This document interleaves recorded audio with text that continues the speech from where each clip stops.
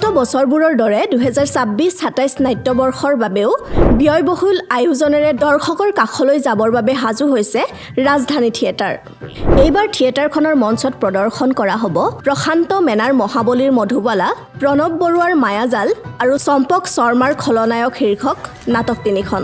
ভ্ৰাম্যমানৰ বাদশ্বাহ, চম্পক শৰ্মা, ৰাতুল দাস, হিমানী কলিতা, পূজা কলিতা আদিকে ধৰি থিয়েটাৰখনত থাকিব বহুতো নপুৰণি অভিনেতা-অভিনেত্ৰী।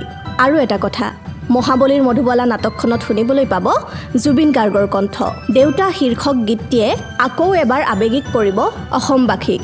ৰাজধানী থিয়েটাৰ চাই নিৰাশ নহয় দৰ্শক, এই বিশ্বাসেৰে আগবাঢ়িছে নাট্যগোষ্ঠীটোৰ কলাকুশলী। আমি আশা কৰিম এবাৰ ৰাজধানী থিয়েটাৰ আপোনালোক চাবলৈ আহক, আপোনালোকে নিশ্চয় নিৰাশ নহয়। আমাৰ বিশ্বাস আপোনালোকে এটা সন্তুষ্টি লৈ যাব পাৰিব।